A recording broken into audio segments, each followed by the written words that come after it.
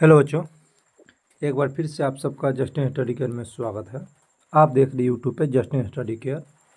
यह कक्षा 8वीं से कक्षा 10वीं तक का सभी विषयों का समाधान आसान भाषा में मिलेगा। यदि आप भी चाहते हैं किसी भी सब्जेक्ट का समाधान आपको सबसे पहले मिले तो इस चैनल को सब्सक्राइब अवश्य कर ले और अपने दोस्तों के साथ भी शेयर कर दे। चलिए चलते हैं विषय वस्तु की ओर। आज का जो विषय वस्तु होने वाला, जैसे कि आप देख रहे होंगे, सामाजिक विज्ञान, जिसे अंग्रेजी में सोशल साइंस बोलते हैं। क्लास जो होने वाला है, जैसा कि आप देख रहे होंगे, क्लास 10th। और जिस टाइप का प्रश्न उत्तर आज होने वाला वो प्रश्न है, जो देख रहे होंगे आप लोग, ऑब्जेक्टिव प्रश्न उत्तर। हाँ तो बच्चों, आपको बता दूं कि आज का जो प्रश्न उत्तर होने वाला है, मात्र 50 प्रश्न हमने लिया है ऑब्जेक्टिव से।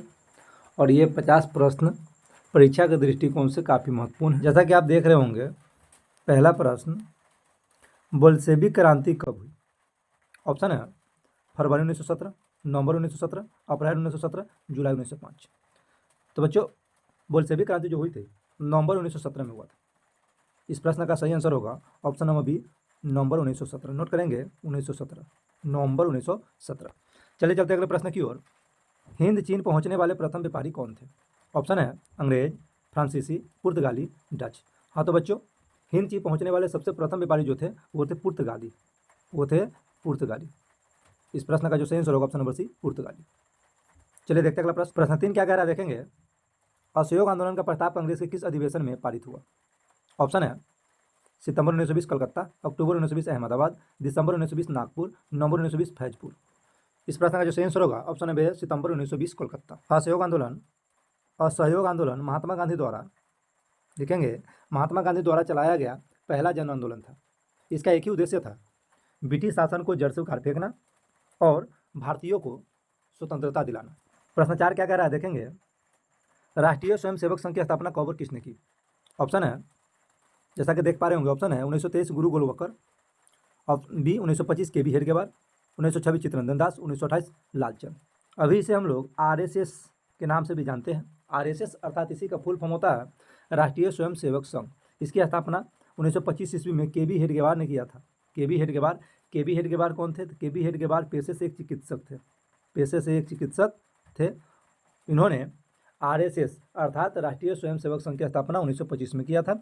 इनका नाम है के बी हेडगेवार। के बी का मतलब होता है, के से हो गया केशव, के से केशव, बी से होता है बलिराम। इनका पूरा नाम हुआ केशव बलिराम।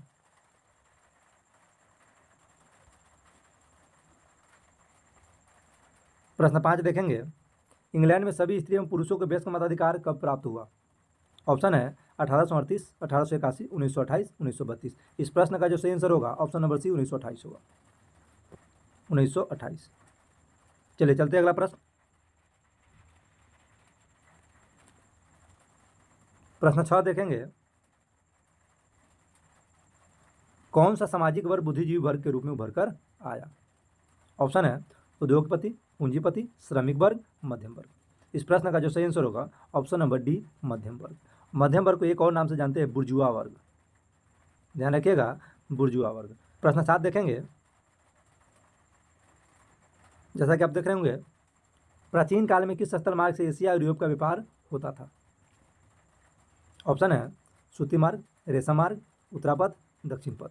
इस प्रश्न का जो सही आंसर होगा ऑप्शन नंबर बी होगा, रेशम मार्ग। रेशम मार्ग। अब बात करते हैं रेशम मार्ग क्या था। रेशम मार्ग एक प्रमुख व्यापार मार्ग था जो चीन को मध्य पूर्व एशिया से जोड़ता था। प्रश्न 8 देखेंगे। आर्थिक संकट के कारण यूरोप में कौन सी नई शासन प्रणाली उदय हुआ? ऑप्शन है साम्यवादी शासन प्रणाली, लोकतांत्रिक शासन प्रणाली, पूंजीवादी शासन प्रणाली, फांसीवादी नाजीवादी शासन। इस प्रश्न का जो सही आंसर होगा ऑप्शन नंबर सी। इस प्रश्न का जो सही आंसर होगा ऑप्शन नंबर सी होगा, पूंजीवादी शासन व्यवस्था अर्थात पूंजीवादी शासन प्रणाली, ऑप्शन नंबर सी।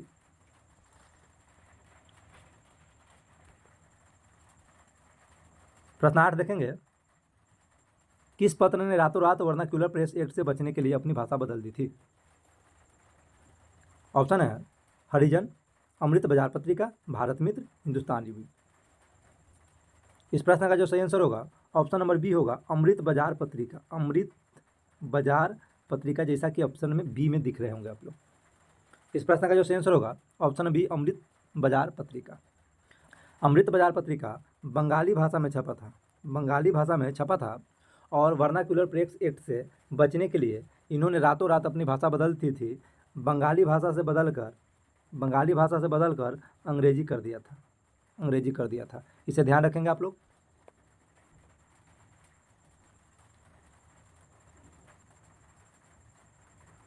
प्रश्न 10 क्या कह रहा है? किसने कहा मुद्रण ईश्वर की दी गई महानतम देन है, सबसे बड़ा तोहफा? ऑप्शन है महात्मा गांधी, मार्टिन लूथर, पैगंबर मोहम्मद, ईसा मसीह। इस प्रश्न का जो सही आंसर होगा ऑप्शन नंबर बी होगा, Martin Luther. Martin Luther, Martin Luther king के नाम से भी इनको जानते हैं। प्रश्न 11 देखेंगे, सोपानी कृषि किस राज्य में प्रचलित है? सोपानी कृषि किस राज्य में प्रचलित है? हरियाणा, पंजाब, बिहार, उत्तराखंड। इस प्रश्न का जो सही आंसर होगा ऑप्शन नंबर डी होगा, Uttarakhand. Uttarakhand, option number D.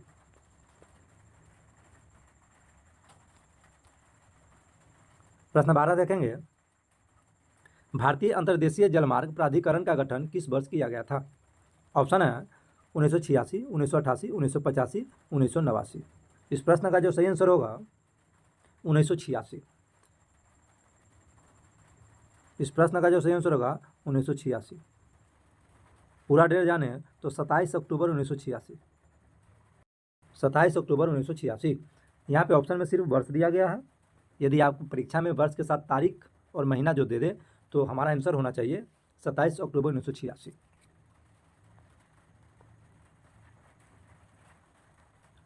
प्रश्न 13 देखेंगे, पाइराइट किस प्रकार का खनिज है?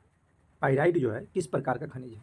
ऑप्शन है धात्विक, अधात्विक, परमाणु, ईंधन। इस प्रश्न का जो सही आंसर होगा ऑप्शन नंबर ए, धात्विक। यह धात्विक खनिज है, यह धात्विक खनिज है, यह एक धात्विक खनिज है। हाँ, तो वो जो बात करेंगे पाइराइट किस प्रकार का खनिज है हमने जाना। अब बात करें कि ये किससे मिलकर बना है। हाँ तो बच्चों ये आयरन और सल्फाइड, आयरन और सल्फाइड से मिलकर बना है। आयरन और सल्फाइड से मिलकर बना है, जिसे रसायन के भाषा में हम कहते हैं FeS2 से मिलकर बना है। चलिए प्रश्न 14 देखेंगे, प्राणियों के शरीर में कितना प्रतिशत जल की मात्रा निहित है? ऑप्शन है 55, 60, 65, 70। इस प्रश्न का जो सही आंसर होगा ऑप्शन नंबर सी, 65। 65% प्राणियों के शरीर में जल निहित है। चलिए प्रश्न 15 देखेंगे, वन संरक्षण एवं प्रबंधन की दृष्टि से वनों को कितने वर्गों में वर्गीकृत किया गया है? परीक्षा के दृष्टिकोण से यह प्रश्न बहुत ही महत्वपूर्ण है, आप लोग इसे ध्यान से देखेंगे, समझेंगे। ऑप्शन है 4 वर्ग, 3 वर्ग, 5 वर्ग, इनमें से कोई नहीं। इस प्रश्न का जो सही आंसर होगा ऑप्शन नंबर सी, 5 वर्ग। प्रश्न 17 देखेंगे, प्रश्न 17 क्या कह रहा है? 1 टन इस्पात बनाने में कितने मैंगनीज का उपयोग होता है? ऑप्शन है 5 किग्रा, 10 किग्रा, 15 किग्रा, 20 किग्रा। हाँ तो बच्चों यहाँ एक शब्द इस्तेमाल किया गया है जिसका नाम है किग्रा। किग्रा का मतलब होता है किलोग्राम। किग्रा का मतलब हुआ किलोग्राम, जिसे शॉर्टकट में किग्रा लिखा गया है। की का मतलब किलो, ग्रा का मतलब ग्राम, तो आप लोग उसे किलोग्राम समझेंगे। इस प्रश्न का जो सही आंसर होगा ऑप्शन नंबर बी होगा, 10 किलोग्राम। चलिए प्रश्न 18 देखेंगे। प्रश्न 18 क्या कह रहा है? कोयले का सर्वोत्तम प्रकार कौन सा है? ऑप्शन है एंथ्रेसाइट, पीट, लिग्नाइट, बिटुमिनस। चारों के चारों ऑप्शन जो है वो कोयला का प्रकार है। कोयला 4 प्रकार का होता है, एंथ्रेसाइट कोयला, पीट कोयला, लिग्नाइट कोयला, बिटुमिनस कोयला। प्रश्न क्या कह रहा है? कोयले का सबसे सर्वोत्तम प्रकार कौन सा है? सर्वोत्तम अर्थात सबसे उत्तम, सबसे अच्छा। इस प्रश्न का जो सही आंसर होगा वो होगा option number A, anthracite. Anthracite कोयला जो होता है सबसे सर्वोत्तम कोयला होता है। इसमें 90% से अधिक, 90% से अधिक कार्बन पाया जाता है। 90% से अधिक कार्बन पाया जाता है। वही बात करेंगे बिटुमिनस में, तो बिटुमिनस में 70 से 90% कार्बन पाया जाता है। वही बात करेंगे लिग्नाइट, लिग्नाइट में कितना परसेंट? तो 40 से 70% लिग्नाइट में कार्बन पाया जाता है। तो बच्चों इसे भी ध्यान रखेंगे। चलिए चलते अगले प्रश्न की ओर। प्रश्न 19 देखेंगे, इनमें से कौन सा उपभोक्ता उद्योग है? ऑप्शन है पेट्रो रसायन, चीनी उद्योग, चितरंजन लोकोमोटिव लौह इस्पात। इस प्रश्न का जो सही आंसर होगा ऑप्शन नंबर बी होगा, चीनी उद्योग। ऑप्शन नंबर बी, चीनी उद्योग। ध्यान रखेंगे आप लोग, चीनी उद्योग।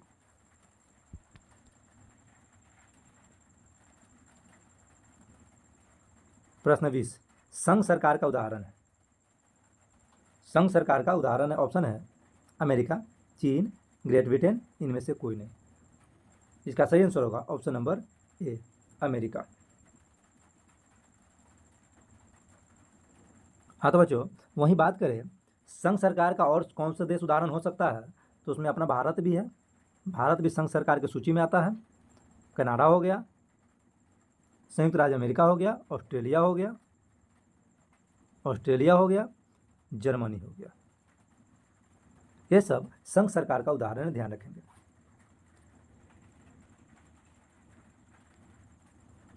प्रश्न 21 क्या कह रहा है देखेंगे।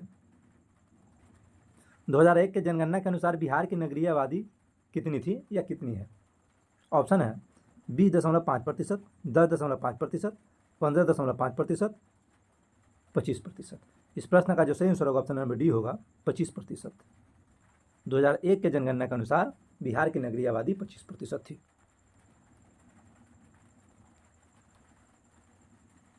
प्रश्न 22 देखेंगे, वियना कांग्रेस की अध्यक्षता किसने की। ऑप्शन है Metternich, count काबूर, William one, Garibaldi. जिसे हम विलियम वन कहे, विलियम प्रथम भी हम पढ़ सकते हैं। इस प्रश्न का जो सही आंसर होगा ऑप्शन नंबर ए, मेटरनिक। अब बात करते हैं मेटरनिक कौन था, इसका जन्म कहाँ हुआ था और कब हुआ था। मेटरनिक जर्मनी का रहने वाला था। मेटरनिक का जन्म जर्मनी में हुआ था। जगह का नाम था कोलबेंज। जर्मनी में एक जगह है कोलबेंज, वहीं पे इसका जन्म हुआ था। जन्म हुआ था 15 मई 1773 ईस्वी को। ध्यान रखेंगे, यदि आपसे पूछा जाए मेटरनिक का जन्म कब हुआ था, तो आप कहेंगे 15 मई 1773 ईस्वी को जर्मनी में इनका जन्म हुआ था। इन्होंने किनकी अध्यक्षता की थी, तो वियना कांग्रेस की अध्यक्षता की थी। प्रश्न 23 देखेंगे, भारत के लिए पहला फैक्ट्री एक्ट कब पारित हुआ। ऑप्शन है 1858, 1838, 1881, 1911। इस प्रश्न का जो सही आंसर होगा ऑप्शन नंबर सी होगा, 1881। प्रश्न 24, ब्रेटन वुड्स सम्मेलन किस वर्ष हुआ। ऑप्शन है 1947, 1944, 1948, 1952। इस प्रश्न का जो सही आंसर होगा ऑप्शन नंबर बी, 1944। 1944 में ब्रेटन वुड्स सम्मेलन हुआ था। प्रश्न 25 क्या कह रहा है, अंकोर वाट का मंदिर कहाँ स्थित है। ऑप्शन है लाओस, कंबोडिया, वियतनाम, थाईलैंड। इस प्रश्न का जो आंसर होगा ऑप्शन नंबर बी होगा, कंबोडिया। अंकोर वाट का मंदिर कंबोडिया में स्थित है। इसे खमेर साम्राज्य, एक खमेर साम्राज्य हुआ करता था। खमेर साम्राज्य के राजा जिनका नाम था सूर्यवर्मन द्वितीय, इन्होंने इनका निर्माण कराया था। ध्यान रखिएगा। अगर आपसे पूछा जाए अंकोर वाट का मंदिर का निर्माण किसने करवाया था, तो आपका जवाब होना चाहिए सूर्यवर्मन द्वितीय। सूर्यवर्मन द्वितीय कहाँ के राजा था, तो खमेर साम्राज्य के राजा था। अंकोर वाट का मंदिर कहाँ स्थित है, कंबोडिया में। प्रश्न 26 देखेंगे, जालियांवाला बाग हत्याकांड कब हुआ। ऑप्शन है 13 अप्रैल 1919, 14 अप्रैल 1919, 15 अप्रैल 1919, 16 अप्रैल 1919। इस प्रश्न का जो सही आंसर होगा ऑप्शन नंबर ए, 13 अप्रैल 1919। जालियांवाला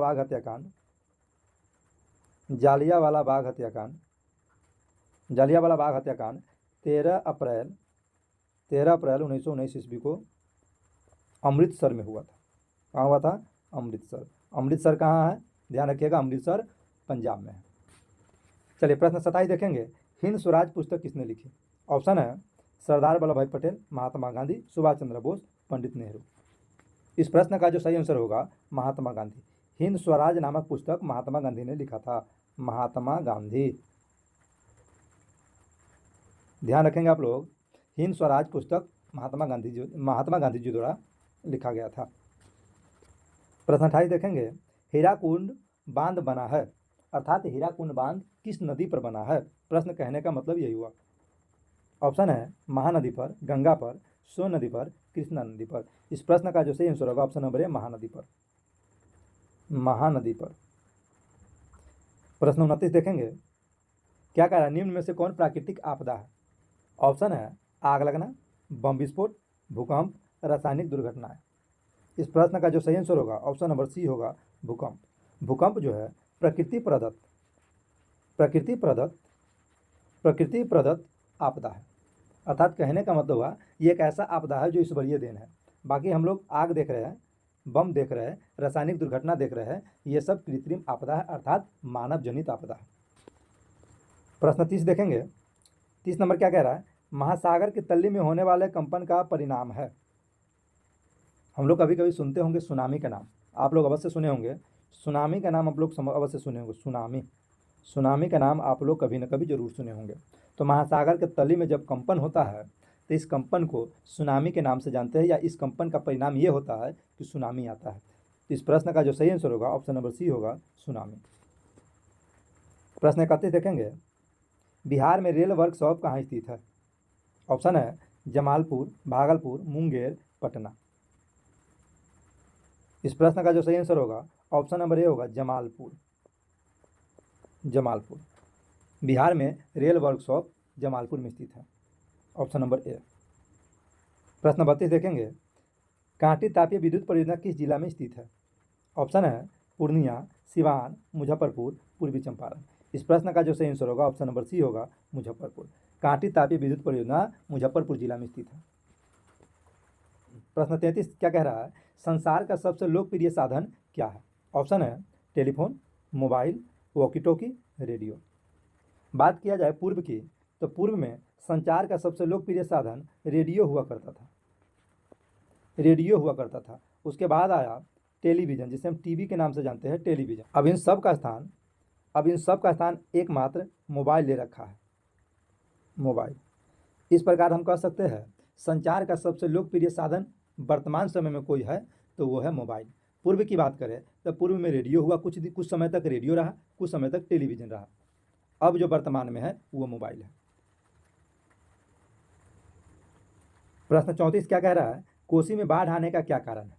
क्या कारण है कि कोसी में बाढ़ आता है, यही बताना है। अधिक वर्षा के कारण, हिमालय के बर्फ का पिघलना, नदी में गाद जमने के कारण, इनमें से सभी।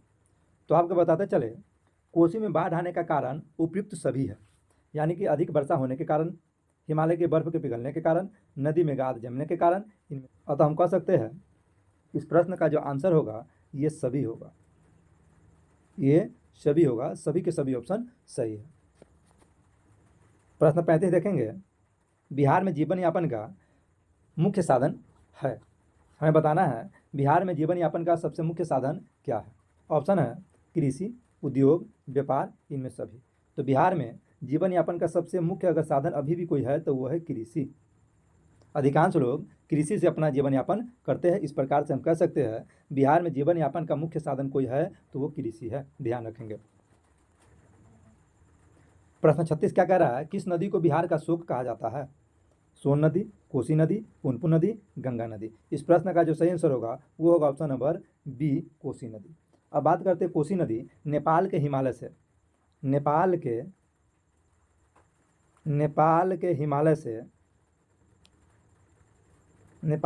से निकलकर भारत के बिहार राज्य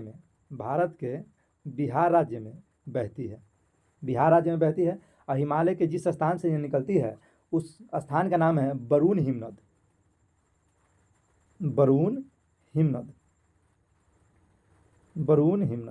ध्यान रखेंगे, लिखा हुआ आपको नहीं दिख रहा होगा हो सकता है, लेकिन मैं जो बोल रहा हूँ उसे आप लोग अवश्य ध्यान रखेंगे और लिखेंगे। अब बात करते हैं इसकी लंबाई कितनी है। इस नदी की लंबाई 720 किलोमीटर है। 720 किलोमीटर में यह नदी बहती है, अर्थात हम कह सकते हैं कोसी नदी की लंबाई 720 किलोमीटर। प्रश्न 37 देखेंगे। भारत में उपभोक्ता संरक्षण कानून कब लागू हुआ? ऑप्शन है 1968, 1984, 1986, 1976। इस प्रश्न का जो सही आंसर होगा वो होगा ऑप्शन नंबर सी, 1986। भारत में उपभोक्ता संरक्षण अधिनियम, अर्थात हम कह सकते हैं भारत में उपभोक्ता संरक्षण कानून 1986 में बना। प्रश्न 38 देखेंगे। पशुपालन एवं मत्स्य पालन किस क्षेत्र के अंग है? प्राथमिक क्षेत्र, द्वितीयक क्षेत्र, तृतीयक क्षेत्र, इनमें से कोई नहीं। पशुपालन और मत्स्य पालन प्राथमिक क्षेत्र के अंतर्गत आता है। इस प्रकार से इस प्रश्न का जो सही आंसर होगा ऑप्शन नंबर ए होगा, प्राथमिक क्षेत्र। प्रश्न 39 देखेंगे। प्रश्न 39 क्या कह रहा है? किस शहर को भारत की वित्तीय राजधानी कहते हैं? ऑप्शन है चेन्नई, मुंबई, कोलकाता, दिल्ली। इस प्रश्न का जो सही आंसर होगा ऑप्शन नंबर बी होगा मुंबई। मुंबई को वित्तीय राजधानी कहते हैं। भारत की वित्तीय राजधानी मुंबई को कहा जाता है, ध्यान रखिएगा, मुंबई। प्रश्न 40 देखेंगे। वैश्वीकरण का क्या अर्थ है? ऑप्शन है आयात पर नियंत्रण, निर्यात पर नियंत्रण, विश्व अर्थव्यवस्था से समन्वय, इनमें से कोई नहीं। इस प्रश्न का जो सही आंसर होगा ऑप्शन नंबर सी होगा, विश्व अर्थव्यवस्था। विश्व अर्थव्यवस्था से समन्वय स्थापित करना। चलिए प्रश्न 41 देखेंगे। अर्थव्यवस्था के किस क्षेत्र से हरित क्रांति संबंधित है? ऑप्शन है प्राथमिक क्षेत्र, द्वितीय क्षेत्र, तृतीय क्षेत्र, इनमें से कोई नहीं। इस प्रश्न का जो सही आंसर होगा ऑप्शन नंबर ए होगा प्राथमिक क्षेत्र। प्राथमिक क्षेत्र। प्रश्न 42 देखेंगे। बिहार राज्य है उद्योग प्रधान, पशुपालन प्रधान, खनिज प्रधान, कृषि प्रधान। तो बिहार राज्य जो है वो कृषि प्रधान राज्य है। अपना बिहार जो है, बिहार कृषि प्रधान राज्य है। बिहार कृषि प्रधान राज्य है। इस प्रकार से हम कह सकते हैं इस प्रश्न का जो सही आंसर होगा ऑप्शन नंबर डी होगा कृषि प्रधान। प्रश्न 43 क्या कह रहा है, ध्यान से देखेंगे। निम्नलिखित में से कौन सा संसाधन भारत में मुद्रा जारी करने के लिए अधिकृत है? ऑप्शन है reserve bank of India, state bank of India, सांसद, राष्ट्रपति। इस प्रश्न का जो सही आंसर होगा ऑप्शन नंबर ए होगा reserve bank of India. Reserve bank of India को ही भारत में मुद्रा जारी करने का अधिकार प्राप्त है। प्रश्न 44 देखेंगे। निम्नांकित में कौन हमारे रहन सहन के स्तर को प्रभावित करता है? ऑप्शन है राष्ट्रीय आय, प्रति व्यक्ति आय, राजकीय आय, इनमें से कोई नहीं। इस प्रश्न का जो सही आंसर होगा ऑप्शन नंबर बी होगा प्रति व्यक्ति आय। यदि प्रति व्यक्ति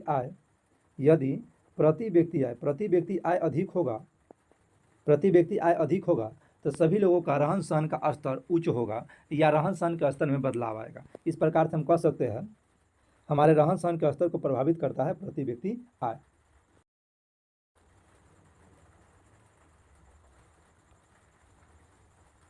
बिहार में कितने जिले हैं? ऑप्शन है 32, 34, 36, 38। तो आपको बता दूं बिहार में कुल 38 जिले हैं। बिहार में कुल 38 जिले हैं। इस तरह से इस प्रश्न का जो सही आंसर होगा ऑप्शन नंबर डी होगा 38। प्रश्न 46 देखेंगे। संपूर्ण क्रांति का नेतृत्व किसने किया? ऑप्शन है इंदिरा गांधी, महात्मा गांधी, जवाहरलाल नेहरू, जयप्रकाश नारायण। इस प्रश्न का जो सही आंसर होगा ऑप्शन नंबर डी होगा जयप्रकाश नारायण, जिसे शॉर्टकट में हम जेपी के नाम से जानते हैं, जयप्रकाश नारायण। प्रश्न 47 देखेंगे। बांग्लादेश कब स्वतंत्र हुआ? ऑप्शन है 1969, 1970, 1971, 1972। तो बांग्लादेश 1971 में आज़ाद हुआ अर्थात स्वतंत्र हुआ। प्रश्न 48 देखेंगे। भारत का केंद्रीय बैंक कौन है? ऑप्शन है state bank of India, reserve bank of India, bank of Baroda, Punjab national bank. इस प्रश्न का जो सही आंसर होगा ऑप्शन नंबर ए होगा, माफ कीजिएगा, इस प्रश्न का जो सही आंसर होगा ऑप्शन नंबर बी होगा आरबीआई, जिसे हम लोग कहते हैं रिजर्व बैंक ऑफ इंडिया। इस प्रकार से इस प्रश्न का जो सही आंसर होगा ऑप्शन नंबर बी होगा। प्रश्न 49 देखिएगा। तिनकठिया प्रणाली किन पर लागू थी? ऑप्शन है किसानों पर, श्रमिकों पर, व्यापारियों पर, उद्योगपतियों पर। इस प्रश्न का जो सही आंसर होगा ऑप्शन नंबर ए होगा किसानों पर। तिनकठिया प्रणाली किसानों पर लागू थी। ककोलत जलप्रपात बिहार के किस जिला में है? ऑप्शन है पटना, नवादा, मुंगेर, नालंदा। आपको बता दूं ककोलत जलप्रपात जो है बिहार के नालंदा जिला में स्थित है, नालंदा जिला। हाँ तो बच्चों ये था एसएसटी का 50 ऑब्जेक्टिव प्रश्न, जो परीक्षा के दृष्टिकोण से बहुत ही महत्वपूर्ण है। इसे आप लोग देखेंगे, नोट करेंगे और याद करेंगे। इसमें से अधिकांश प्रश्न ऐसा है